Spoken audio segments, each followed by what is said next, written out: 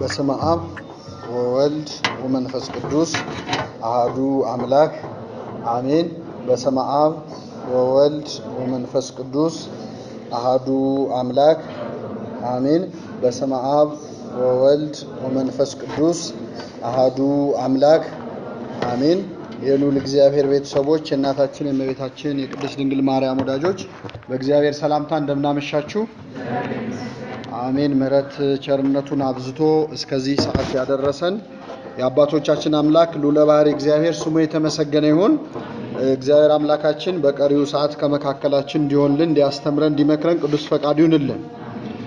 ባለፈው ክፍለ ጊዜ ኦርቶዶክሳዊ የጾታ ትምህርት መማማር ጀምረን ነበር።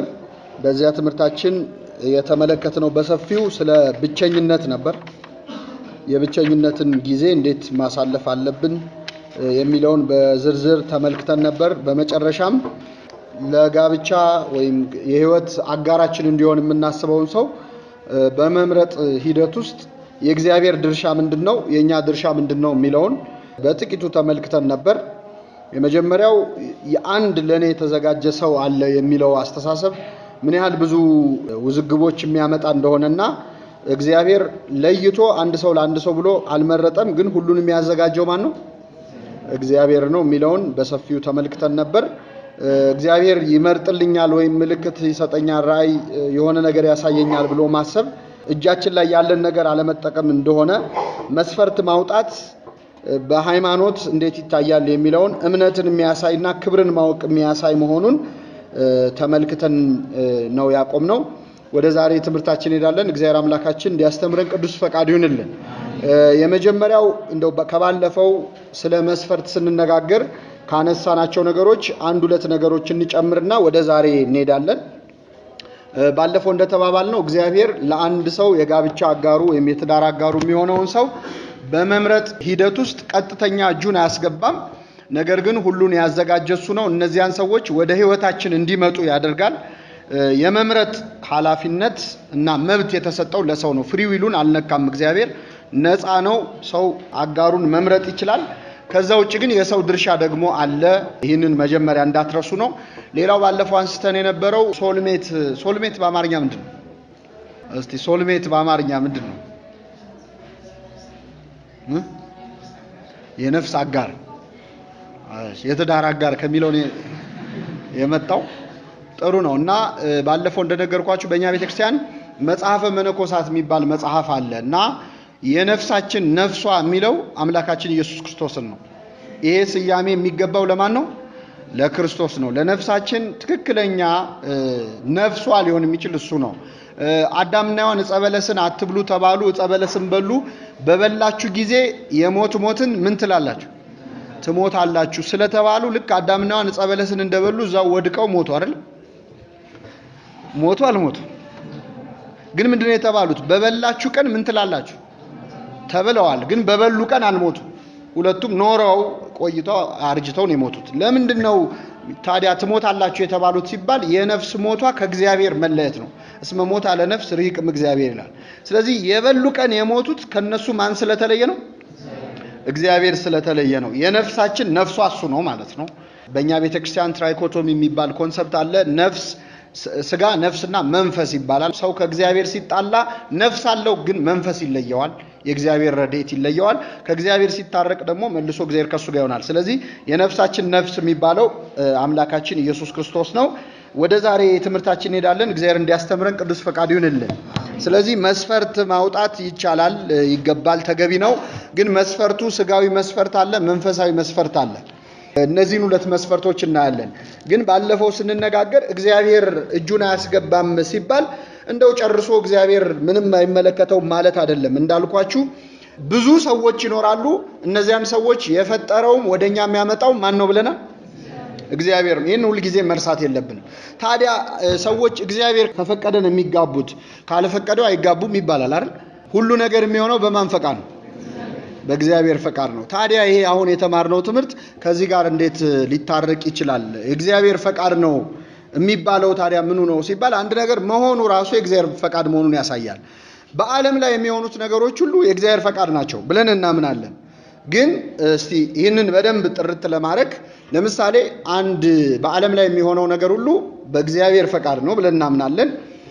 በዓለም ላይ የሚሆኑ ጥሩ ነገሮች አሉ። ለምሳሌ እኛ የተቸገረ ብንረዳ የረዳ ነው በማን ፈቃድ ነው? ደግሞ ዱላ ይዘን ወይ መሳሪያ ይዘን ውጭ ያሉ ሰዎችን ብጨፈጭፍ በማን ፈቃድ ነው? ሁሉ ነገር የሚሆነው በማን ፈቃድ ነው? ስለዚህ ዱላ ይዘን ውጭ ያሉ ሰዎችን ብንመታ በማን ፈቃድ ነው? ሁሉ ነገር የሚሆነው በማን ፈቃድ ነው? አሁን ክፉ ሲሆን አይ ይሄ እንኳን ሁሉም ነገር የሚሆነው በማን ፈቃድ ነው ብላችኋል? በእግዚአብሔር ፈቃድ ነው። በዓለም ላይ የሚከናወን ሁሉ እግዚአብሔር ያልፈቀደው አይሆንም፣ ግን ይወደዋል ማለት አይደለም። የኛ ቤተክርስቲያን ቅዳሴ ላይ ሰምታችሁ ከሆነ ፈቃድህንና ውድህን እንድንሰራ ስጠን እስቲ በሉ። ፈቃድህንና ውድህን ይለያያል። ዊልና ፐርሚሽን ማለት ነው። ለምሳሌ አንድ ሰራተኛ ከስራ ከሚሰራበት መስሪያ ቤት እስከ 11 ሰዓት ሰርቶ የሚወጣ ከሆነ ዛሬ ፍቀድልኝ ብሎ አለቃውን ቀደም ብዬ ልውጣ 10 ሰዓት ልውጣ ቢል እሺ ብሎ ፈቀደለት። በሌላ ቀን ደግሞ ዛሬ የሥራ ስሜቴ በጣም ስለተነሳሳ ሚል እንኳን የለም፣ ያው ለምሳሌ ነው። እስከ 12 ሰዓት ሰርቼ ቆይቼ ሊድ አለ፣ ተፈቀደለት። ስንቴ ተፈቀደለት? ሁለቱ ይለያያሉ አይለያዩ? ስራ ሰዓት ቀንሼ ልውጣ ሲል ፈቅዷል አልፈቀደም? ይወደዋል አይወደው? ግን ይፈቅድለታል። እሺ ውጣ ይለዋል፣ ግን ደስ አይለውም። ጨምሬ ልስራ ሲልስ ይፈቅደዋል ወይስ ይወደዋል? ፈቅዶታልም ወዶታልም። ምድር ላይ የሚከናወኑ ነገሮች ሁሉ በማን ፈቃድ ናቸው? ግን እግዚአብሔር ይወዳቸዋል ማለት አይደለም። አንድ ሰው መልካም ስራ ሲሰራ ይህንን ነገር እግዚአብሔር ፈቅዶታል ወይ? እሱ ካልፈቀደው ምንም ስራ መስራት አይችልም። ስለዚህ እግዚአብሔር ፈቅዶታል። ወዶታል ወይ? አዎ ወዶታል። ለምን? መልካም እንድንሰራ የማን ፈቃድ ነው?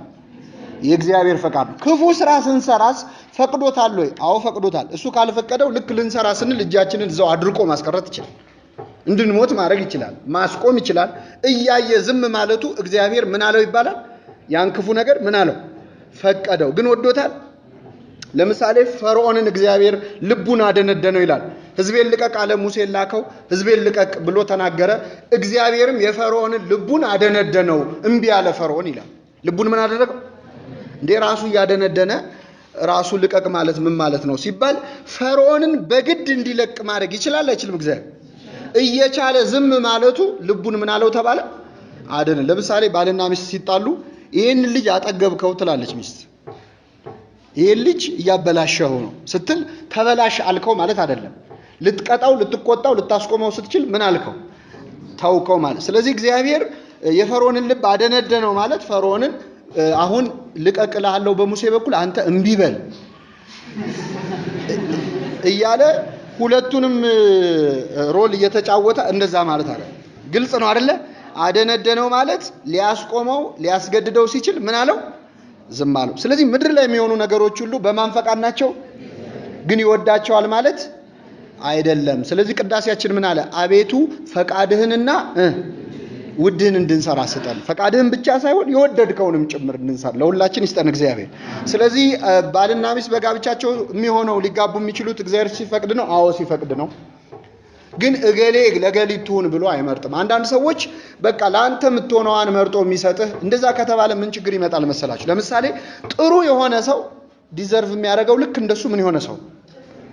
ስለዚህ እግዚአብሔር እገሌ ጥሩ ነው ለሱ ጥሩዋን ብሎ ከሰጠ ጥሩ ለጥሩ ሲመራረጡ ምድር ላይ የሚቀሩት እነማን ናቸው ማለት? ክፉ ነው ማለት። ስለዚህ በጣም ብጥብጥ ነው የሚፈጠረው። ስለዚህ እኛ በመረጃ እጥረትም ቢሆን ክፋቱን ሳናቅም ቢሆን በራሳችን ውሳኔ ተመራርጠን ነው ዓለም ሰላም የምትሆነው እንጂ አሁን እያንዳንዱ ሰው እስከ መጨረሻው ቢተዋወቅ እኮ አይጋባም። እስከ መጨረሻው ክፉ ጎኑንም ጥሩ ጎኑንም እና በማናቀው ነገር አንድ አካባቢ ያሉ ሰዎች በጣም ከመተዋወቅ ሊናናቁ ይችላሉ። ይህንንም ጠባያችን እግዚአብሔር ስለሚያውቅ እጁን ቀጥታ እዚህ ውስጥ አያስገባም። ነፃ ፈቃዳችን አልተነካም። ግን ደግሞ የሚያገናኘን ለኛ ከሚበጁ ሰዎች ጋር እንድንተዋወቅ እንድንገናኝ የሚያደርገን ማን ነው? እግዚአብሔር ነው። ምርጫችን ላይ ጋይድ አድርገኝ ማለት ይቻላል። ሰው ፍሪ ዊሉን ለእግዚአብሔር አሳልፎ መስጠት ይችላል። ምራኝ፣ ስጋዊ እንዳልሆን ከዚህ በኋላ እናያቸዋለን። ስጋውያን እንዳንሆን ምራ እንላለን እንጂ ቀጥታ እጁን ባስገባበት ቦታም ላይ የሰዎቹን መብት አልነካም። ባለፈው ሳምንት አንድ አንስተን ነበር። አዳምና ሔዋን ሁለት ናቸው። የመጀመሪያው ጋብቻ ነው። ግን እዛ ላይ እንኳን አዳምን አግባት አላለውም። ሔዋንን ወደ አዳም ምን አላት ነው የሚለው? አመጣት ነው የሚለው። ሌላ ተጨማሪ ታሪክ እንመልከት። ለዛሬ ደግሞ የርብቃና የይስሐቅ ጋብቻ ነው። ኦሪት ዘፍጥረት ምዕራፍ 42። ይሄ ቀጥታ እግዚአብሔር እጁን ያስገባበት ጋብቻ ነው። ግን እጁን ባስገባበት ታሪክ ውስጥ እንኳን የሰውን ነፃነት ላለመንካት በጣም እግዚአብሔር ተጠንቅቋል። አብርሃምም ሸመገለ፣ ዘመኑም አለፈ ይላል። ስለዚህ አብርሃም ልጁን ይስሐቅን ሊድረው ፈለገ። የሚድረው ግን በሃይማኖት ከሚመስሉት ወገኖች ስለነበር ኢያዕብር የተባለ ሎሌውን አገልጋዩን ጠራውና እንዲህ አለው፣ ለልጄ ለይስሐቅ የምትሆነውን ሚስት ወደ አባቶች ሀገር ሂድና ይዘህ እንድትመጣ ወደ ከነዓን፣ ከዚህ ከከነዓን እንዳላገባ ከአባቶች ሀገር ሄደህ ለሱ የምትሆነውን ሚስት አደራ ይዘህ እንድትመጣ ብሎ ኢያዕብር የተባለ ሎሌውን ላከው። ኢያዕብር ምን አለ? ጸለየ። ጌታዬ ሆይ አለ ወደ እግዚአብሔር፣ አሁን ሄጄ እንዴት ብዬ ነው እኔ ለሱ ሚስት የምትሆነውን የማውቀው?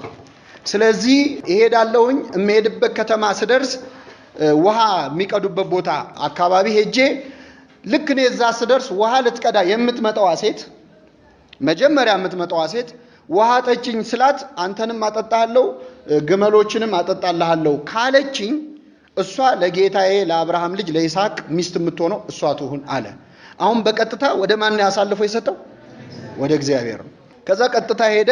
እንዳለውም አንዲት ሴት መጣች፣ ርብቃ ትባላለች። ልክ ስትመጣ ውሃ ጠጭኝ አላት። አንተንም አጠጣለሁ ግመሎችህንም አጠጣልሃለሁ አለችው። ስለዚህ እሷ ናት አይደለች? ውሃ አጣጭ የሚለው ከዚህ ይሆን የተገኘው? ውሃ አጣጭ ይባላል አይደል? ብቻ ጠየቃት፣ እሺ አለች። የማን ልጅ ነሽ አላት። በአባትሽ ቤት የምናድርበት ስፍራ እስካለ እስኪ ንገሪኝ አላት። እርሷም እኔ ሚልካ ለናኮር የወለደችው የባቱኤል ልጅ ነኝ። በእኛ ዘንድ ለማደር ሳርና ገለባ የሚበቃ ያህል አለ፣ ማደሪያም አለን አለችው። ሰውየውም ደስ አለው፣ ለእግዚአብሔርም ሰገደ፣ እንዲህ አለ፣ ቸርነቱንና እውነቱን ከጌታዬ ያላራቀ የጌታዬ አብርሃም አምላክ እግዚአብሔር ይመስገን። ለእኔም ወደ ጌታዬ ወደ አብርሃም ወንድም ቤት መንገድ ቀናልኝ አለ። ብላቴናይቱም ሮጠች፣ ለእናቷ ቤት ይህን ሁሉ ተናገረች።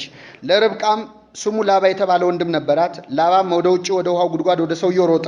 ጉትቻውና አምባሮቹን ባጎቱ በእህቱ እጅ ባየ ጊዜ ስጦታ ሰጣት ይህ ኢያዕብር። ስለዚህ ያንን ባየ ጊዜ እሱም ሊቀበለው ሞከረ። ዝርዝር ታሪኩ ከገባን ስለማንወጣው ላዩን ልንገራችሁ። ወደ ቤት ገባ። ይታጠብ ዘንድ ውሃ አቀረቡለት፣ እንጀራ አቀረቡለት። እሱ ግን ነገሬን እስክናገር ድረስ አልበላም አለ። አሁን በባህላችን ሽማግሌዎች ይላካሉ አይደለ? ተልከው የመጀመሪያ የሄዱ ቀን ጥርግ አድርገው በልተው ጠጥተው ነው የሚወጡት። ይበላሉ? አይበሉም። በልማዱ እሺ ካልተባሉ አይበሉም። ከየት ነው የተገኘው? ከዚሁ ከመጽሐፍ ቅዱስ ነው። ነገሬን እስክናገር ድረስ አልበላም አለ። እነርሱም ተናገር አሉት። እርሱም እኔ አብርሃም ሎሌ ነኝ። እግዚአብሔርም ጌታዬን አብርሃም ባረከው፣ ላሞችን፣ ወርቅን፣ ብርን ሁሉን ሰጠው። የጌታዬ አብርሃም ሚስት ሳራም በእርጅናዋ ወንድ ልጅ ወለደች። እንዲህም አለኝ፣ ሚስት ይዘና ብሎ ላከኝ። ወደዚህ መጣው። ለእግዚአብሔር ጸለይኩ። ውሃ የምታጠጣኝና ግመሎችን የምታጠጣልኝ ሴት የይስሐቅ ሚስት የምትሆነው እሷ ትሁን አልኩኝ። እንደተባለው መጣ። እንደዚህ ያለችኝ፣ አንተም ጠጣ ለግመሎችም ቀዳለው የምትለኝ ድንግል ትሁን ብዬ ነበር፣ ይኸው ሆነች እና ወደ እናንተ መጣው። ይህ ነገር ከአንደበቷ በሰማሁ ጊዜ እጅግ ደስ አለኝ። ለጆሮቿም ጉትቻ ለእጆቿም አምባሮች አስጌጥኳት። ደስ ባሰኘችኝ ጊዜ ለእግዚአብሔር ሰገድኩ። አሁንም በእውነት ለጌታ የተሰሩ እንደሆነ ንገሩኝ፣ ይህ ባይሆንም ንገሩኝ፣ ወደ ቀኝ ወደ ግራ መመለስ ዘንድ።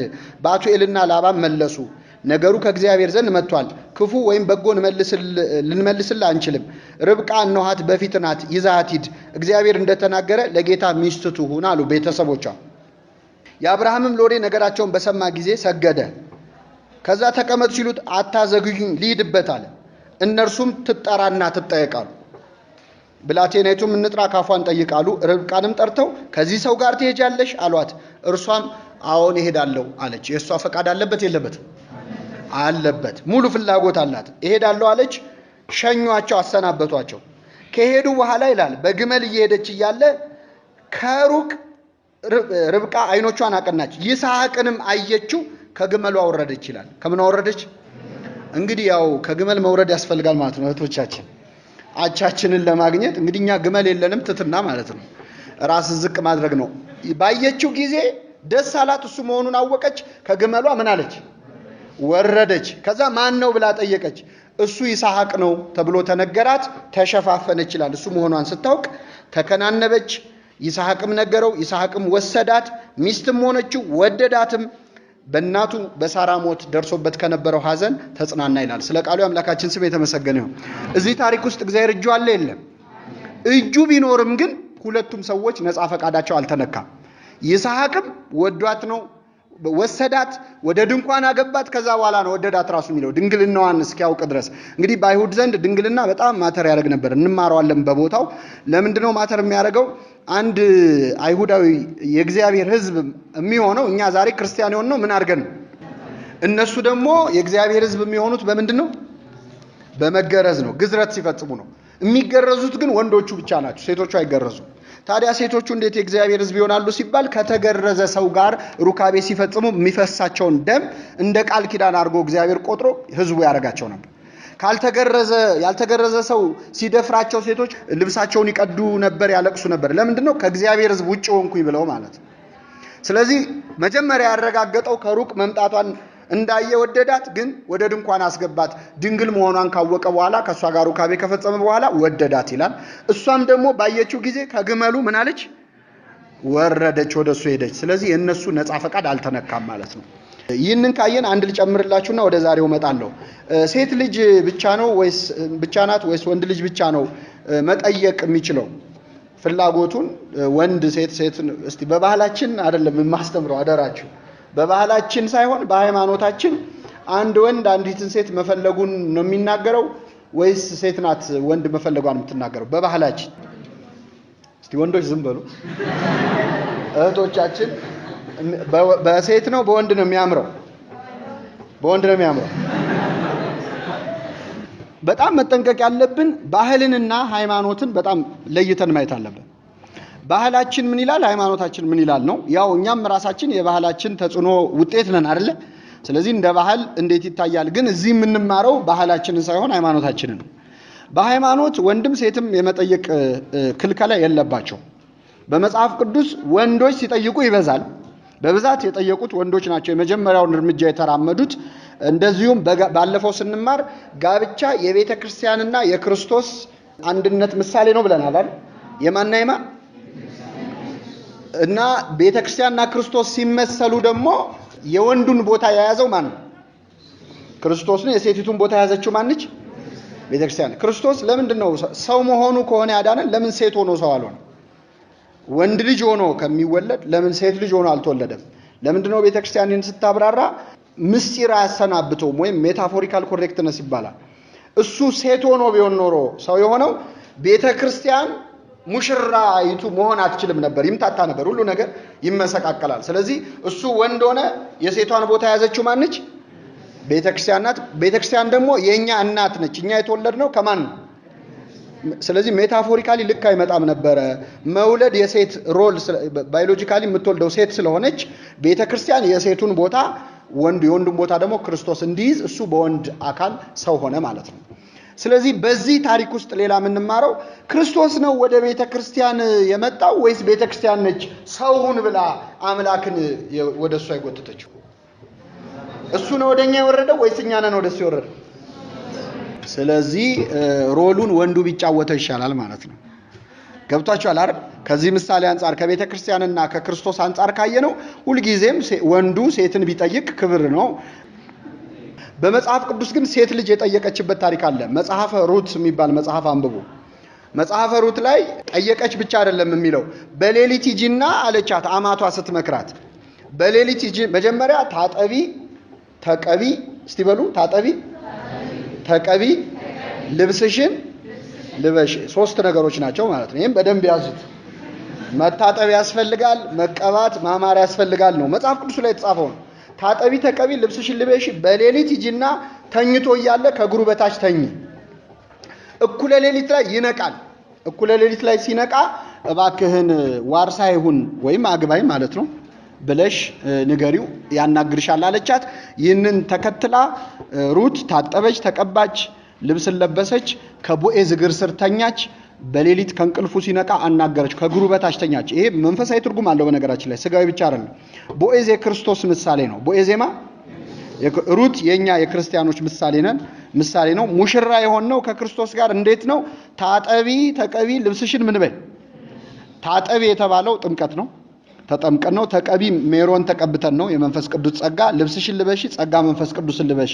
ከእግሩ በታች ተኚ፣ መቃብሩን እመኚ፣ ስላንቺ ብሎ መሞቱን እመኚ ነው። እኩለ ሌሊት ላይ ሲነቃ ጠብቀሽ አናግሪው ደግሞ እኩለ ሌሊት ላይ ሞትን ድል አድርጎ ምን ማለቱ ነው? መነሳቱን ተብሎ የመንፈሳዊ ትርጉም አለው። በስጋዊው ብቻ አይደለም ማየት ያለብን ማለት። ስለዚህ ሴቲቱ የመጀመሪያውን እርምጃ ብትወስድ መጽሐፍ ቅዱስ አይከለክልም፣ የሚከለክል ሕግ የለም። ሴት ልጅ ፍላጎቷን ብትገልጽ የሚከለክል መጽሐፍ ቅዱስ ላይ የተጻፈ ሕግ የለም።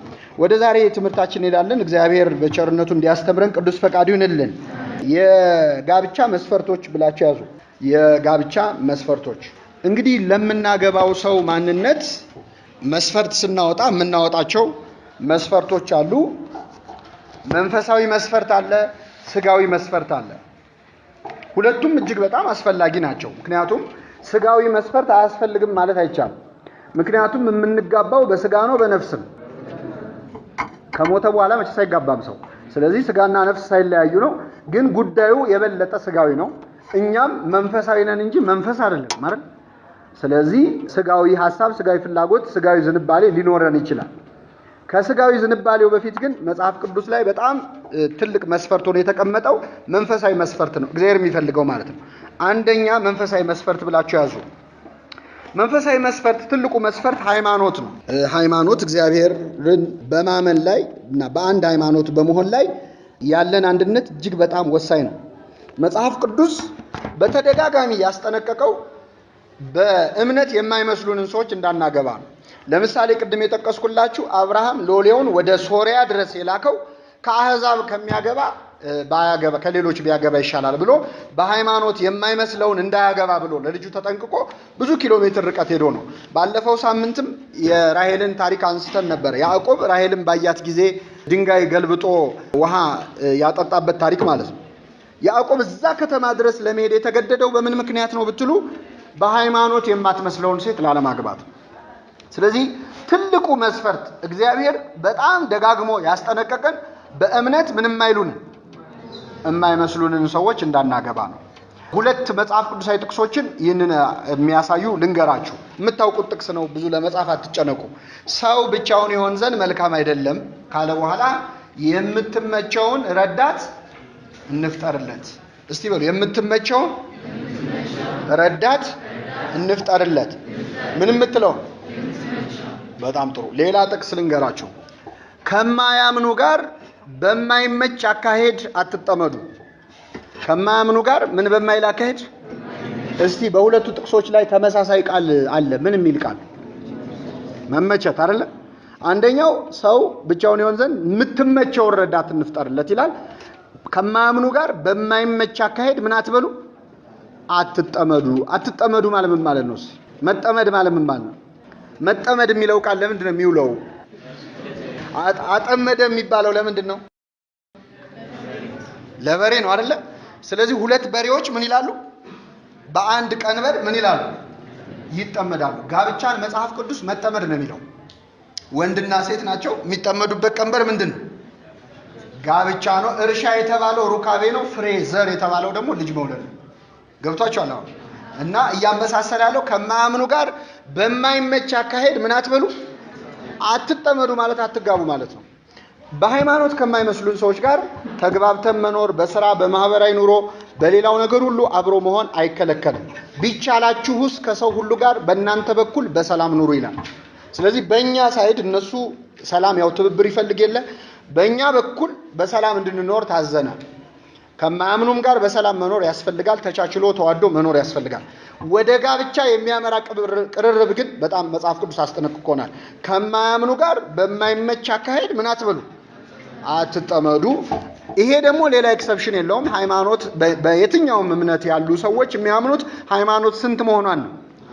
አንድ ጌታ፣ አንድ ሃይማኖት፣ አንዲት ጥምቀት። ስለዚህ በአንድ ሃይማኖት በአንዲት ጥምቀት በአንድ ጌታ ስር ያልሆኑ ሰዎች እንዲጋቡ አይፈቀድም። ይሄ ምንም ኤክሰፕሽን የለውም። ይህንን ጉዳይ ከራከሩ ሰዎች ግን አሉ። ከዚህ ቀጥሎ ማነብላችሁን ጥቅስ በመጥቀስ አንደኛ ቆሮንቶስ ምዕራፍ 7 ቁጥር 14 ላይ ቅዱስ ጳውሎስ ስለ ጋብቻ ሲናገር እንዲህ ይላል። ያላመነ ባል በሚስቱ ተቀድሷል። ምን ያላለ ባል በሚስቱ ተቀድሷል። ያላመነች ሚስት በባሏ ተቀድሳለች፣ አለዚያ ልጆቻችሁ ርኩሳን ናቸው ይልና ከፍ ብሎ ደግሞ ያላመነ ባል ያላት ሚስት ብትኖር ይህ ከእርሷ ጋር ሊቀመጥ ቢስማማ አትተወው። እሱም ደግሞ ያላመነች ሚስት ያለችው ባል ቢኖር ከእርሱ ጋር ልትኖር ከፈቀደች አይተዋት አብረው ይኑሩ ይላል። ይህንን ጥቅስ በመጥቀስ ምን ችግር አለው? ያላመነ ባል ያለችው ሚስቱን አይፍታ ይላል። ያላመነ ሚስት ያለችው ባሏን አትፍታ ይላል። ስለዚህ ምን ችግር አለው? ሌላ እምነት ያለውን ሰው አምጥቼ እንደውም ወደ ሃይማኖት ልቀይረው እችላለሁ ብለው የሚከራከሩ ሰዎች አሉ። ጉድጓዱ ስላለ ሰው ዱላ ስጠው እጅህን አትስጠው ይባላል። ለምን ይመስላችሁ? እጅህን ከሰጠው ከወጣ ይወጣል፣ ካልወጣ ዱላ ከሰጠውስ ከወጣ ይወጣል፣ ካልወጣ ምኑን ይዞ ይቀራል? ዱላውን ይዞ ይቀራል። እና እናመጣቸዋለን ብለው ሄደው በዛው የቀሩ ሰዎች አሉ። ዱላ መስጠት ሲገባቸው ምን ሰጥተው ማለት ነው? እጃቸውን ሰጥተው። በሃይማኖት ከማይመስሉን ሰዎች ጋር ጮኝነት ተጀምሮ መልሰዋለሁ መልሳታለሁ ተብሎ በዛው የቀሩ ሰዎች አሉ። ራሳቸውም የተለወጡ ሰዎች አሉ ወደ ሌላ እምነት። በቤተክርስቲያን ትምህርት ይሄ ጥቅስ ታዲያ እንዴት ይታያል? ያላመነ ባል ያለችው ያላመነ ሚስት ያላት የሚለው እንዴት ይታያል ስትሉ መጽሐፉ ያላመነ ጮኛ ያለችው አይደለም የሚለው። ያላመነ ምን ያለው ባል ያለው ሚስት አለው። ስለዚህ የታሪክ የሚያሳየው ኦሬዲ ስለተጋቡ ሰዎች ነው። ምን ማለት ነው? ክርስትና እንግዲህ ቅዱስ ጳውሎስ ይህን ሲያስተምር ቆሮንቶስ ላሉ ምዕመናን ነው፣ ግሪኩስ ማለት ነው። ክርስትናን ገና መቀበላቸው ነው። አዲስ ክርስትናን የተማረ ሰው ባል ብቻ ሊያምን ይችላል በክርስቶስ፣ ሚስቲቱ ግን ላታምን ትችላለች። ወይ ሚስት ታምን ባሏ ላያምን ይችላል። ስለዚህ እነዚህ ሰዎች ቀድሞ ሚስት ወይ ባል ካመነች አትተው፣ ክርስትናን ልቀበል ነው ብላ ባሏን አትፍታ፣ ሚስቱን አይፍታ አለ። ምክንያቱም ኦሬዲ እነዚህ ሰዎች ምን ስላሉ ስለተጋቡ አብረው ይቀጥሉ አለ። ገና ክርስትና እየተስፋፋ ያለበት ለምንድን ነው? ቢፋቱ በጣም ችግር ያመጣል። አንደኛ እነዚህ ሰዎች ቢፋቱና በዛ ምክንያት በፍቺው ምክንያት ቤተሰቡ ቢፈርስ ልጆቹ እንኳን ተጠርተው ቢጠየቁ እናት አባታችሁን ያፋታው ምንድነው ቢባሉ ምንድነው የሚሉት? ይሄ ክርስትና የሚሉት ነገር ከመጣ በኋላ ነው አባዬና እማዬ የተፋቱት ብለው ልጆቻቸውም ክርስትናን ይጠላሉ። እነዛም ሰዎች ትዳራቸውን ያፈረሰ ሃይማኖት ይሆንባቸዋል። አንድ በሉ። ሁለተኛ መፋታት ያማረው ሰው ደግሞ ክርስቲያን ይሆናል። ማለት በቃ ሃይማኖት አይፈቅድም ብሎ መፋታት ሲፈልግ ባሉ በዚህ ባል በክርስትና እያሳበበ ሚስት በክርስትና እያሳበበች ሊፋቱ ይችላሉ። ስለዚህ አሁን አዲስ ሀገር ቢሆን ገና ክርስትና እየተማረ ያለ ሀገር ቢሆን በክርስትና ምክንያት ተፋቱ አይባልም። አብራችሁ ቀጥሉ፣ ምናልባት በአንቺ ምክንያት ባልሽ ይመለሳል ትላለች። አዲስ ያላገባ ክርስቲያን ግን ይህንን ጥቅስ ጠቅሶ በሃይማኖት የማይመስለውን ሰው ማግባት አይችልም ማለት ነው። ግልጽ ነው አይደለ? ይህንን ያደረጉ በጣም ተጎድተውበታል። በመጽሐፍ ቅዱስ ሰሎሞን ጠቢቡ ሰሎሞን፣ በእርግጥ ሰሎሞን ለትዳር ምሳሌ የሚሆን ሰው አይደለም። ምክንያቱም ወደ 80 ሚስቶች ነው ያሉት ዕቁባቶቹ ማለት ነው። በብሉይ ኪዳን እነ ዳዊት እነ ሰሎሞን ስታያቸው ከእግዚአብሔር ፈቃድ ውጪ ብዙ አግብተዋል፣ ብዙ ወልደዋል። ይህንን ጠቅሰን ግን እኛ ብዙ ማግባት መውለድ አንችልም። ምክንያቱም እነዚህ ሰዎች እዛው ታሪካቸው ላይ መከራቸውን ያዩት። ለምሳሌ ዳዊት ቤርሳቤህን አንዴ ቤርሳቤህን አንዴ አቤጊያን ከዛ ደግሞ ስማቸው የማይታወቁ ብዙ ዕቁባቶችን አግብቷል። በዛ ግን ህይወቱ ሙሉ ሲያለቅስ ሲሰቃይ ነው የኖረው። አልተጠቀመበትም፣ ተጎዳበት እንጂ ሲሰቃይ ነው የኖረው። ሰሎሞን ደግሞ ጭራሽ ጣዖት እስከ ማምለክ ደረሰ። ግብፃዊት ሴት የፈርዖን ልጅ አግብቶ ጣዖት አስመለከችው። ጣዖት ሲያመልክ ደግሞ ጥበብ ከሰጠው አምላክ ከእግዚአብሔር ጋር ተጣላ ማለት ነው። ስለዚህ በመጽሐፍ ቅዱስ ከአህዛብ አግብተው የተጠቀሙ ሰዎች የሉም፣ የተጎዱበት ነው ያለው። ስለዚህ እግዚአብሔር ያለምንም ኤክሰፕሽን ፈጽሞ የከለከለው በጋብቻ በሃይማኖት ከማይመስሉን ጋር እንዳንተሳሰር ነው። ከዚያ ውጪ ያለው ግን ለኛ ነው። ምግባሩን ከተባለ ጻድቁን መርጠን የሰው ምግባሩን አናውቅም። እኛስ ብንሆን ማንን ራሱ ጻድቁን መምረጥ ወደሚለው ይመጣል። በሃይማኖት ግን በመጽሐፍ ቅዱስ ግን በግልጽ የተቀመጠው በሃይማኖት ምንም አይሉንም የማይመስሉንን ነው። ወደ ስጋዊ መስፈርት እንምጣ። ይሄ ሰፊው ርዕሰ ጉዳይ ነው። ስጋዊ መስፈርት በሁላችንም አይምሮ ላይ ይነስም ይብዛ አለ። አንደኛው ስጋዊ ውበት ነው። ስጋዊ ውበት ነው። እንግዲህ ውበትን ለምንድን ነው ያስቀደምነው? ስጋዊ ውበት የስጋዊ መስፈርት ላይ ዓለማችን ከመጠን በላይ ኢንተርቴን የምታረገው ውበትን ስለሆነ ነው። የሚዘፈንለት ስለ ውበት ነው እንጂ ስለ አለማማር የሚዘፈን ዘፈን ሰምታችሁ ታውቃላችሁ? የለም። ስለዚህ በሙሉ ሚዲያው ልቦለዱም ውበት ላይ ያጠነጠነ ነው። አሁን ያለንበት ዘመን ደግሞ በጣም በቃ ውበት ራሱ ኢንዱስትሪ ስለሆነ ከመጠን በላይ ይሰበክለታል፣ ይወራለታል። ስለሌላ ስለ ስብዕና፣ ስለ ውስጣዊ ማንነት፣ ስለ መሳሰለው ነገር ከሚነገረው ስለ ውበት የሚነገረው ይበዛል። ሰዎች ስለ ጥፍራቸው፣ ስለ ተቀቡት ቀለም፣ ስለ ለበሱት ልብስ 1 ሰዓት 2 ሰዓት የሚያወሩ ሰዎች አሉ። ይሄንን ብቻ ርዕሰ ጉዳይ አድርገው ማለት ነው። በሃይማኖት እንዴት ይታያል? ውብ የሆነችን ሴት ውብ ነው ብላ የምታምነውን ወንድ ማግባት መጽሐፍ ቅዱስ እንዴት ያያዋል? አይከለክልም። ምክንያቱም ውብ የሆነን ነገር ውብ አድርጎ የሰራው ማን ነው? ነገርን ሁሉ በጊዜው ውብ አድርጎ ሰራ ይላል። እግዚአብሔር ከውበት ጠብ የለውም። ውበት የምናይበትን ፐርስፔክቲቭም የፈጠረው እግዚአብሔር ነው። ምክንያቱም ለአንዱ በጣም ውብ ሆኖ የታየው ነገር ለሌላው ውብ ሆኖ ይታየዋል። ምን ነክቶ ነው? አንዱ ያደነቀውን ሌላው ምን ነክቶ ነው ይላል። ለምንድን ነው? ይሄን ፐርስፔክቲቭ ራሱ የሰራልን ማን ነው? እግዚአብሔር እንደየተመልካቹ ነው። ስለዚህ እግዚአብሔር ከውበት ጸብ የለውም። የተዋበ ነገር አይነቀፍም። መጽሐፍ ቅዱስ ላይ የምናውቃቸው ጋብቻዎች ላይ የተዋበች ነበረች፣ እንዲህ ነበረ ሚል መልኩ፣ ውበቱ፣ ተክለ ቁመናው እንዲህ ሚል አለ ብዙ።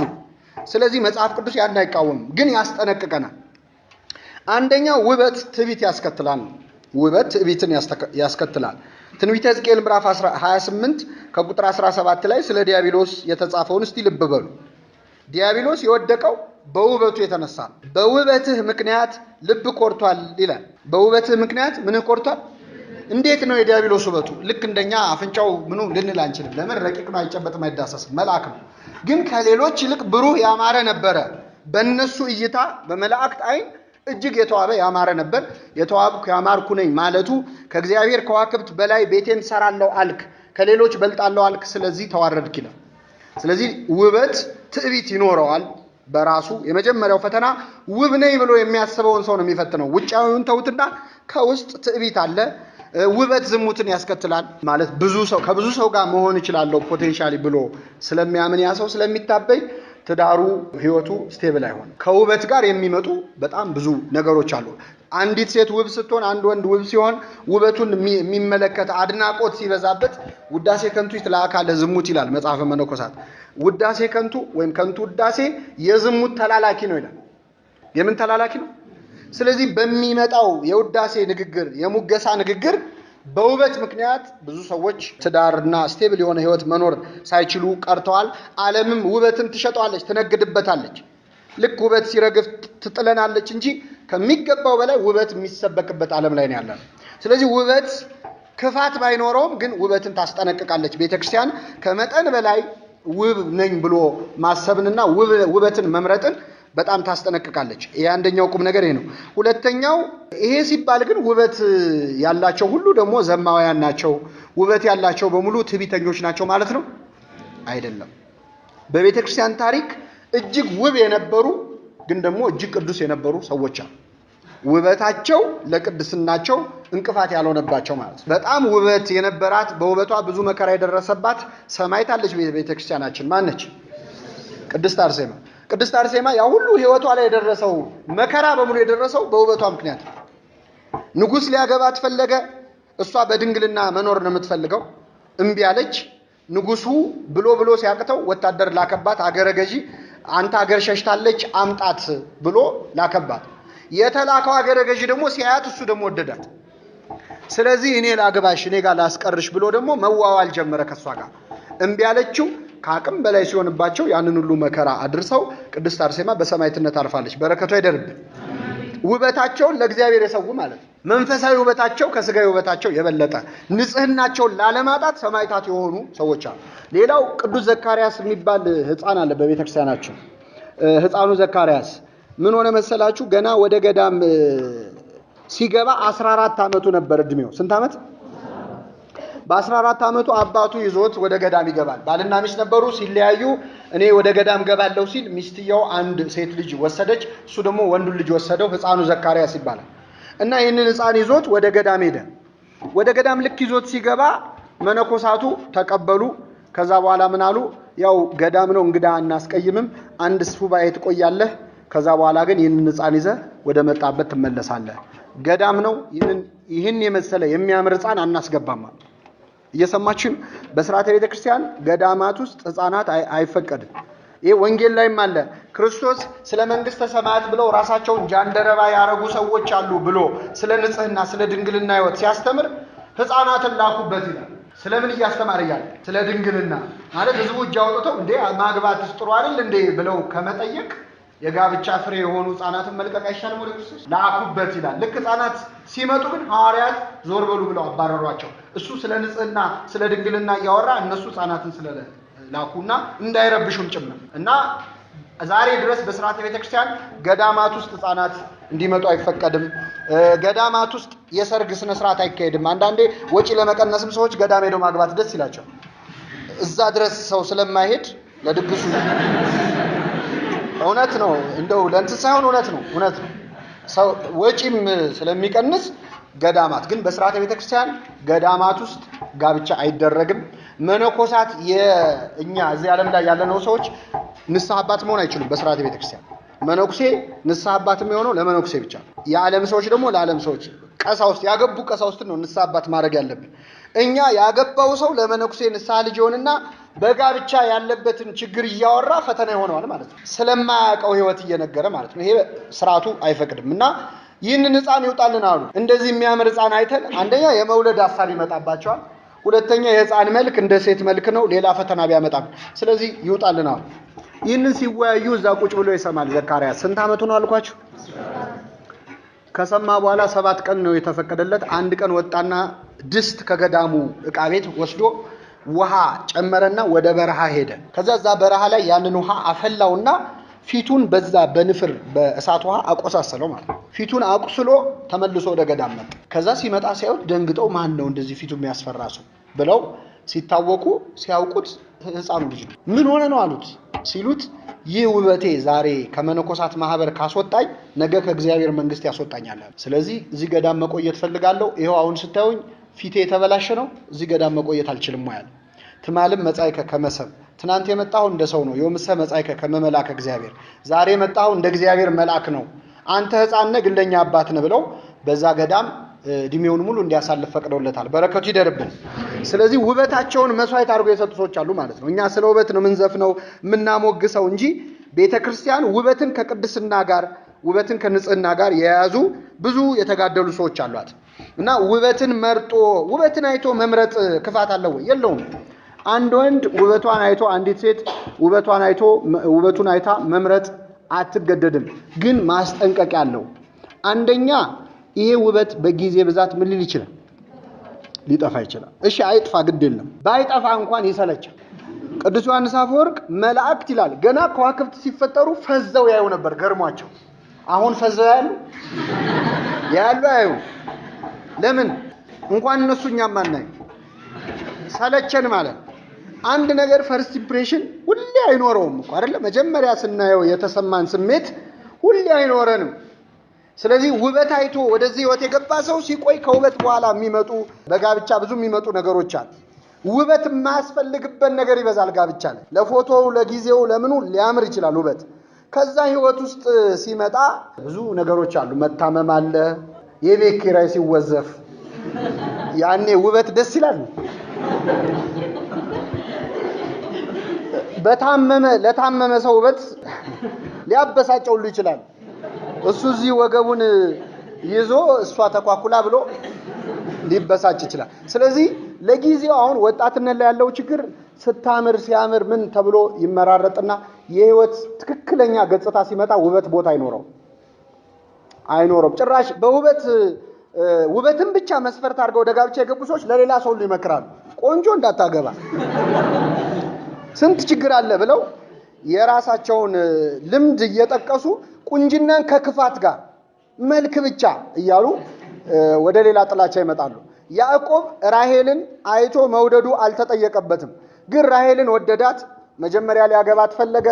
ባለፈው ያልኳችሁን መስዋዕትነት ከፍሎ ወደ አባቷ ሄደ፣ ወደ ላባ ተጠቀመበት። ራሔልን መውደዱን ሲያቅ ብዙ ስራ አሰራው። በጣም ላባ እጅግ ብልጥ ሰው ነበር። ቅድም ምናልባት አስተውላችሁ ከሆነ ርብቃን ሊያገባ ሚስት ይዞለት ሊመጣ የአብርሃም ሎሌ መጥቶ ነበር ብለናል አይደል? ኢያዕብር ሲመጣ የእጅ አምባር ሲሰጣት ላባ ተባባሪ ሆኖ ነበር። ሌላ ምን ይደረግልህ ብሎ ለኔም የሆነ ነገር ከሰጠኝ ነው። በጣም ጥቅመኛ ሰው ነበር። መጨረሻ ላይ ድጋሚ የርብቃና የይስሐቅ ልጅ ያዕቆብ ወደዛ ቤት ሲመጣ ራሔልን እንደወደዳት ልክ ሲያውቅ ይህንንማ ኢንቨስት ላድርግበት ብሎ አሰበ። የዚህን ሰው ፍላጎት ለምን ስራ ላውለው ይችላል። ከዛ ምን አለው? ከብቶችን ጠብቃለሁ። ማግባት ታገባለህ፣ ግን 7 ዓመት መጠበቅ አለበት። ስለዚህ ለ7 ዓመት እረኛ ሆኖ ያለ ደሞዝ ስንት ዓመት? 7 ዓመት ጠበቀ። ልክ ከጠበቀ በኋላ አጋባው። ጫጉላ ቤት ሲገባ ሲመለከታት ታላቅ እህቷ ነች። በውበቷ የተማረከባት ሳትሆን ሌላኛዋ እህቷ ነች ታላቁ። ከዛ እንዴ ምን ሆነ ነው አለው። አይ በአገራችን የበኩር እያለ ሁለተኛ ልጅ ምን አይልም አይዳርም። አሁን ለሷ አዝኖ እንዳይመስላችሁ። እሷን ካገባ ጥሎት ይሄዳል። ጥሎት ከሄደ ሰራተኛ የለውም፣ እረኛ የለውም። ስለዚህ በአገራችን ልማድ በኩር ነው የሚቀድመው ለበኩር። በእውነት የሚገርማችሁ እግዚአብሔር ሰው ለሰራው ኃጢአት ንስሐ ሲገባ የሰማዩን ይተውለታል እንጂ ምድር ላይ ግን እያንዳንዷ ትከፈለናለች። ለምንድን ነው ይሄን ያልኳችሁ? ያዕቆብ የተሰራበት ስራ በሙሉ የደረሰበት በደል በሙሉ እሱ የሰራው በደል ውጤት ነው። በኩር የሆነ ሰው ሁሌ የሚያገባው በኩር የሆነን ሰው ነው። እየሰማችሁ? በኩር የሆነ ሰው ምን ነው የሚያገባው? ያዕቆብ በኩር ነው አይደለም? ሲወለድ በኩር ነበር። እንዴት ነው በኩርና ያገኘው? አታሉ አይደለ? ስለዚህ በኩር ከሆነ ደግሞ በኩር ነው ማግባት ያለበት። ስለዚህ ያታለለውን የመጀመሪያ የተቀጣው 7 ዓመት አስጨመረው ማለት ነው። አንድ በሉ። ሁለተኛ ልጆቹ ያልሞተ ዮሴፍን ሞተ ብለው ደም ቀብተው እስቲ ይሄው ይሄ ልጅ ልብስ ነው ብለው አታለሉት። እሱ ደም ቀብቷል ነበር አባቱን ያታለለው። ገብቷችሁ? ስለዚህ በህይወቱ ቀምሷታል። እያንዳንዷን ላጠፋት ጥፋት ደርሶታል። ሰው ላይ የምንሰራው ግፍ ዞሮ ይመጣል። ወላጆቻችን ላይ የምናረገው እኛ ህይወት ላይ ተመልሶ ይሄ አይቀርም። ንስሐ ብንገባ የሰማዩ ይቀራል እንጂ ምድሩ አይቀርም። አንድ ልጅ አባቱን በዊልቸር እየሄዱ ያሰቃያቸዋል እየገፋ ምን እያለ እና መጨረሻ ላይ ምን አሉት ይባላል? ልጄ በቃ ከዚህ በላይ አትግፋኝ፣ እኔም አባቴን የገፋሁት እስከዚህ ድረስ ነው።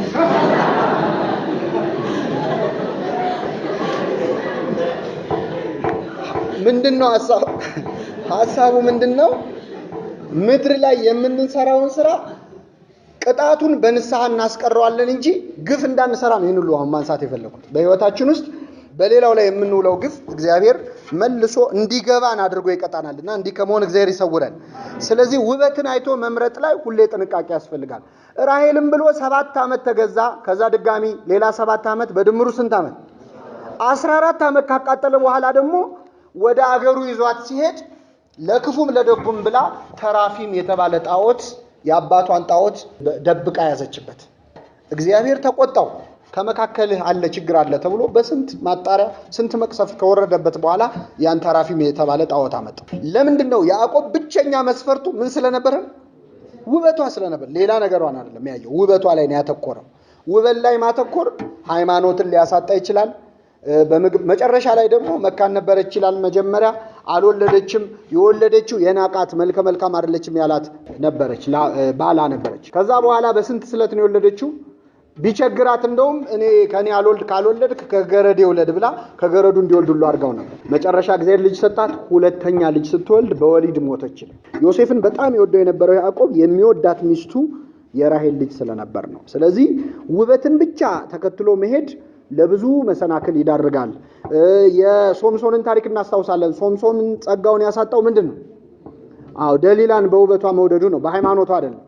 ውበቷን አየ፣ ሌላ ነገር አልፈልግም ብሎ ወደዛ ይወገባ። ስለዚህ ሁሉ ጊዜም ውበትን የመጀመሪያ መስፈርት አድርገን ስናስብ ቤተክርስቲያን ታስጠነቅቀናለች ነው። ሁለተኛው ከውበት ውጪ ጥቂት ጥቅሶች ልጨምርላችሁ። መጽሐፈ ምሳሌ ምዕራፍ 31 ከቁጥር 30 ምሳሌ 31:30 ውበት ሐሰት ነው፣ ደም ግባትም ከንቱ ነው፣ እግዚአብሔርን የምትፈራ ሴት ግን እርሷ ትመሰገናለች ይላል። እርግጥ ይህንን የሚናገረው ሰሎሞን ነው። ስለ እናቱ እያወራ ነው። ስለ እናቱ ሲያወራ መቼስ ስጋዊ ውበቷን ሊያደንቅ አይችልም። ስለዚህ ለዛ ነው። ግን በአጠቃላይ ስናየው ውበት ምንድነው? ሐሰት ነው። በጣም የተዋበ የተባለ ሰው በጊዜ ብዛት ውበቱ ምን ሊል ይችላል? ይደበዝዛል። እኛም ልንሰላች እንችላለን። ባንሰላችም የዛ ውበት ግን በጤና ምክንያት በችግር ምክንያት ሊያጣው ይችላል። ውበቱን ብሎ የመረጥነው ሰው ያንን ውበት ሲያጣ እንወደዋለን ወይ ወደሚል ራሳችን ሁሌ መጠየቅ አለብን። ቤተክርስቲያን ከኛ ቀድማ የጋብቻ ዕለት የምታዋውለው ውል አለ።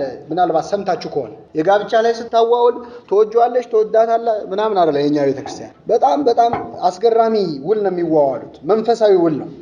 ይህ ወንድምሽ ይህች እህትህ ብትታመም ቢታመም ውበቷ ቢረግፍ ብትከሳ ጠባይዋ ቢለወጥ አልለያትም አልለየውም ብለሽ ቃል ግቢት። አሁን ያን ቀን ማን ያስባል? ቢከሳ ቢጠቁር የሰርግ ቀን አሁን ማንም ሰው እንደዚህ አይነት ነገር ማሰብም አይፈለግም። መካን ባትወልድ እንግዲህ ቤተክርስቲያን መንፈሳዊት ናታ። ከሰርጉ ማግስት ያለውን ነገር ነው የምታስበው እንጂ የሰርጉ ዕለት ያለውን አይ ዛሬ ይሄ ጉዳይ ባይነሳ እምንለው እኛ ነን። ቤተክርስቲያን ግን ከዛ በኋላ ያለውን ህይወት ነው የምታየው የሚያቆያቸው። ምክንያቱም መጋባት ቀላል ነው፣ ተጋብቶ መቆየት ግን እጅግ በጣም ከባድ ነው። እንዲቻቸ ቅዱስ ዮሐንስ አፈወርቅ የጋብቻን ትርጉም ቤተክርስቲያን በምታይበት አይን ብታዩ ይላል። ሁሌም ይዘልቅ ነበር። ጋብቻ መስዋዕትነት ነው። የዕለት ዕለት አክሊል ነው የሚደረግላቸው አይደለ? ባልና ሚስት የሸዋ አክሊል እኮ ከዚህ በኋላ ላለው መከራ ምሳሌ ነው። ሁለተኛ ጸጋም ነው እስካሁን ለጸኑት በድንግልና ለመቆየታቸው። ሁለተኛ ግን ከዚህ በኋላ ላለው መከራ ቀድሞ አክሊል ነው የሚደረግላቸው። ምክንያቱም ትዳር ውስጥ መሰለቻቸት፣ መጣላት፣ ይሄ ከሚያምረው የማያምረው ይሄ ዓለም ከምትነግረን ውጪ ያለው ነገር ይበዛል እና ልባም ሴት ይላል ለባሏ ምንድን ነች? ዘውድ ነች። ባልን እንደ ንጉሥ መጽሐፍ ቅዱስ ልጄ ሆይ ስሚም ጆሮሽንም ምን በይ ወገንሽን የአባትሽን ቤት እርሺ። ንጉሥ ውበትሽን ማን ነው ውበትሽን የወደደው? ንጉሥ ማን ነው? ባል ነው። በሊትራል ምስጢራዊ ትርጓሜ ነው ለክርስቶስ የሚሆነው ባል ንጉሥ ነው። መልሱልኝ፣ ባል ምንድን ነው?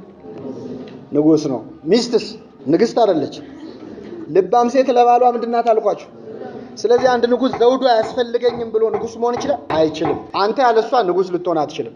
በሌላ ቦታ ቅዱስ ጳውሎስ ራስና አካል የሴት ራስ ወንድ ነው ይላል፣ ወይም የሚስት ራስ ባል ነው ይላል። አሁን ይህን ሲሰሙ ሴቶች ይሄ ነገር ትንሽ ከጾታም እንትን አንጻር ብዙ ደስ ላይላቸው ይችላል። ግን የራስ የተባለ ባል ይበልጣታል ማለት አይደለም። አንገት ተቆርጦ መኖር ትችላለህ? ባል ብቻውን ማለት የተቆረጠ አንገት ነው። ሰውነቱ ማነች?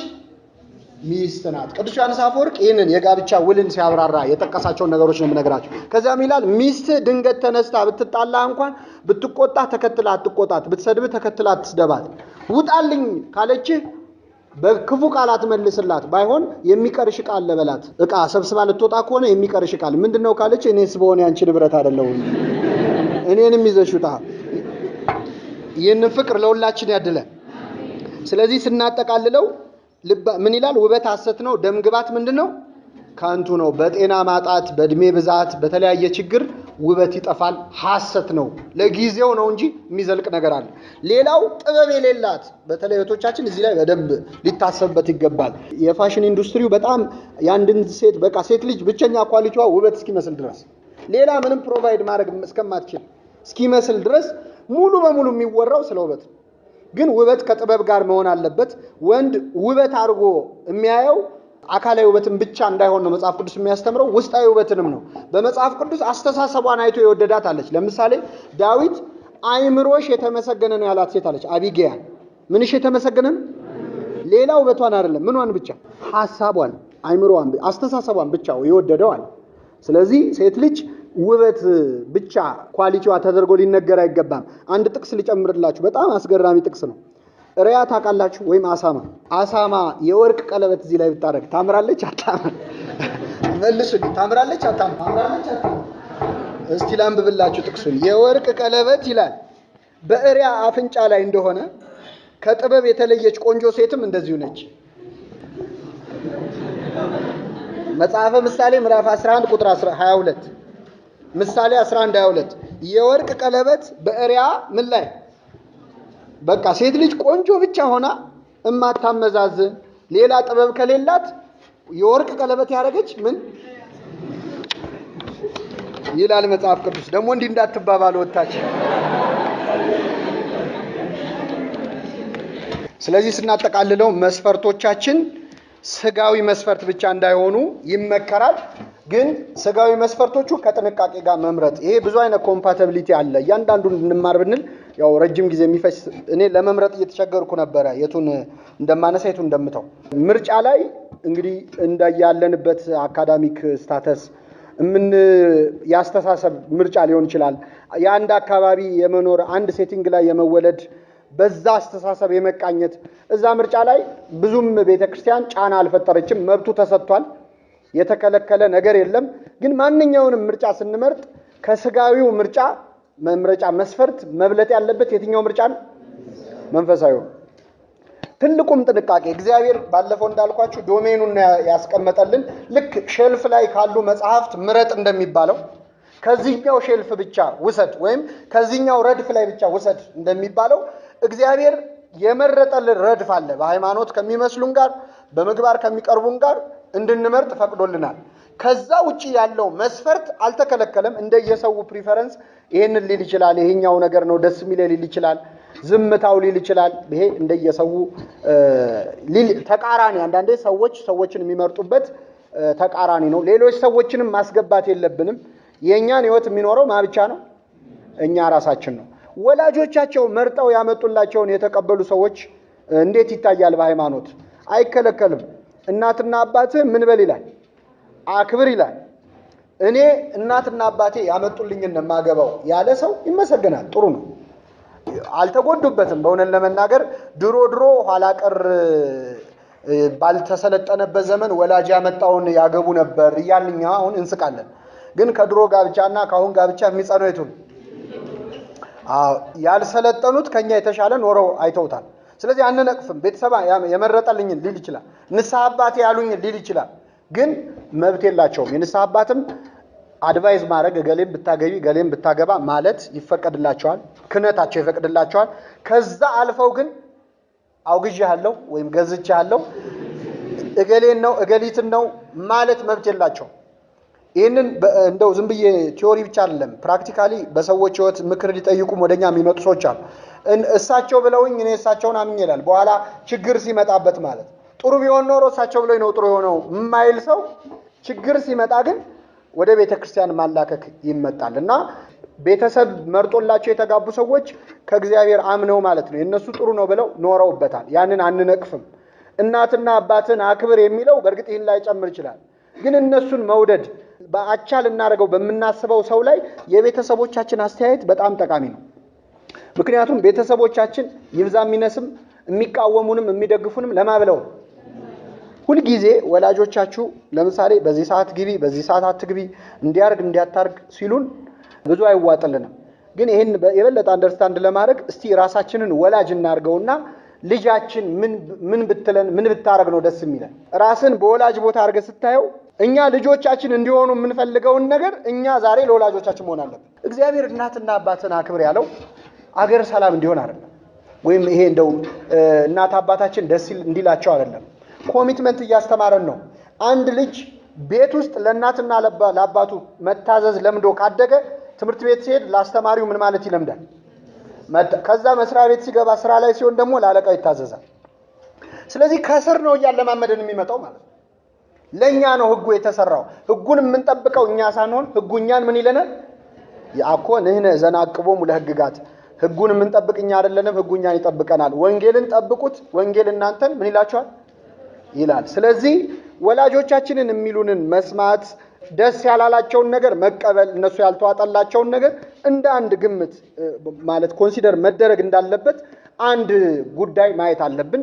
ግን ሙሉ መብቱ የተሰጠው ለወላጅም አይደለም ለንስሐ አባትም አይደለም፣ ከእግዚአብሔር ጋር ለማን ነው? ለራሳችን ነው። ስለዚህ ጉዳዩ በደንብ አስበንበት የምንወስነው ውሳኔ እንዲሆን ነው።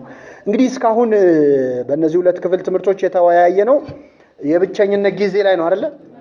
እና ምናልባት እዚህ ህይወት ውስጥ ደግሞ የገባ ሰው መቼ ነው የኔ ጉዳይ? ስለዚህ ነገ የመጨረሻ ክፍል ለማድረግ እንሞክራለን። የእጮኝነትን ጊዜ እንዴት ማሳለፍ ይገባል፣ በተለይ አብረው በሚቆዩበት ጊዜ እንዴት ነው የሚለውን እናያለን። ሌሎች መስፈርቶች ይሄ ባለጠጋ ሀብትን አይቶ ማግባት እኔ ምኑም ይቅርብኝ ብቻ ያለው የሚሉ ሰዎች አሉ። እነዚህ ሰዎች ኢኮኖሚክ ኮምፓቲቢሊቲ ነው ለነሱ የሚሰራው። ሪስክ አለው፣ ያስጠነቅቃል። ምክንያቱም ሀብት በተለይ ችግር ሲፈታ የሚያስጠላን ነገር ቢኖር ሀብት ነው። አንድ ሰው በሀብት ተማርኮ ይገባበትና እዛ ህይወት ውስጥ ከገባበት አሁን አንዲት ሴት እንግዲህ ሴት ስላልኩ በጣም ይቅርታ፣ አንዲት ሴት ሀብት ያለውን መርጣ ገብታ ልክ ችግሯ ሲፈታ ነው ሁሉ ነገር የሚያስጠላት። ከዛ በኋላ ወደ ሌላ ወደ ቺቲንግ ወደ ምናምን የሚመጣው ለዛ ነው። ዮሴፍን እዚህ ላይ ማስታወስ አለብን። ዮሴፍ ግብጽ እያለ የጌታው የጲጥፋራ ሚስት ለዝሙት ደጋግማ ምን ትለው ነበር? ትጋብዘው ነበር። እግዚአብሔር ያሳያችሁ። ያለው በሰው ሀገር ነው፣ ተመልካች የለውም። አይ እኔ የሰው ሀገር ሰው ነኝ፣ ከሀገሩ የወጣ ከሀገሩ እስኪመለስ ቢጭኑት አህያ ቢጋልቡት ፈረስ ይባላል። ስለዚህ እኔ ለምን ተስማምቼ አልኖርም ብሎ ዝሙት መፈጸም ይችል ነበር። ባለጠግነቷን፣ ሀብቷን፣ ውበቷን አይቶ ወደ ዝሙት አልገባም። ምንድነው ያለው? እንዴት በእግዚአብሔር ፊት ምን እሰራለሁ? ኃጢአትን እሰራለሁ ነው ያለው። ተጠቀመ፣ ተጎዳ። ይህን ልጠይቃችሁና አበቃለሁ። ዮሴፍ ከጲጥፋራ ሚስት ጋር ተኝቶ ቢሆን ምን ይጠቀም ነበር? ምን ይጎዳ ነበር? አለም ያልኳችሁ ምን ይጠቀም ነበር? ለጊዜው አንደኛ ስጋዊ ደስታ ያገኛል። እስቲ ሌላ ምን ጥቅም ያገኝ ይመስላችሁ? እስር ቤት አይገባም፣ አይታሰርም። በጣም ጥሩ። ሌላስ? እንደው ፍትፍት ምናምን የምታጎርሱ አይመስላችሁ? እንደው ሽማነቱ በቃ ጥሩ ምግብ፣ በጣም ጥሩ ነገር ነው ያነሳው ወንድማችን። ጊዜያዊ ደስታ ያገኛል ከሷ ጋር፣ እስር ቤት አይገባም እና እዛ ቤት ለውሽሟ የምታደርገው ማንኛውንም ጥሩ ነገር ሊያገኝ ይችላል መሰለን እንጂ እንደዚህ ለመሆኑ ግን እርግጠኛ አይደለም። ይቺ ሴት አንድ ቀን አብራው ተኝታ አይነን ላፈር ብትለው ትችላለች? አችል ተፈራርሟል፣ ተጋብቷል። እንዴ ባሏን የካደች ሴት አንድ አይሁዳዊ ባሪያ ከሷ ጋር ተኝቻለሁ ብሎ የፍርድ ቤት የሚከሰው አልፈልግም ብትለው፣ ከዚያ ውጪ የልቧን ካደረሰች በኋላ ብታሳስረውስ ደፈረ ይብለ አይተናል። በኋላ ያሳሰረችው እኮ ከልቧ ብትወደው አታሳስረውም ነበር አይደል?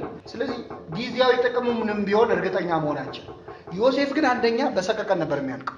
ከዚህ ሴት ጋር ተኝቶ ቢሆን ባሏ ጲጥፋራ በሌላ ነገርም ተበሳጭቶ ሲመጣ ኮስተር ካለ ምን ብሎ ነው የሚያስብ? ሰማ ማለት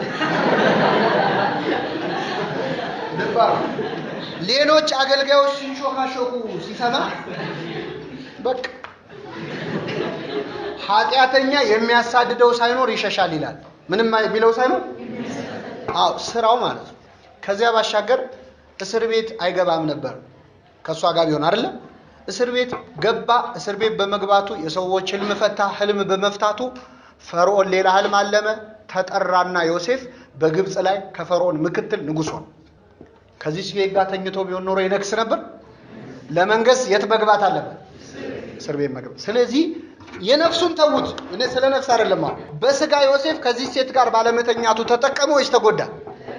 እጅግ በጣም ነው የተጠቀመው፣ በስጋ ማለት ነው። እና ህግ እግዚአብሔር በመጠበቃችን ንጽህና በመጠበቃችን የሰማዩን ተውትና በምድር የምንጠቀመው እኛ ነን። ለጊዜው ብለን ለጊዜያዊ ደስታ ለጊዜያዊ ስሜት የሆነ ነገር ለማለፍ ብለው ሰዎች ይገቡና እድሜ ልክ ትልቅ ጸጋ ትልቅ ዋጋ ያጣሉ። በትንሽ ነገር ይቀራሉ። ጠጅ አሳላፊ ሆነው ይቀራሉ። የጲጥፋራ ቤት የፈርዖን ቤት መሆን ሲችሉ ማለት ነው። በሚመጣው በነገው ትምህርታችን የጮኝነት ጊዜ ላይ ምን መደረግ አለበት፣ እንዴት እናሳልፍ የሚለውን አሳጥረን እንማራለን። የሰማነውን በልቡናችን ያሳድርብን።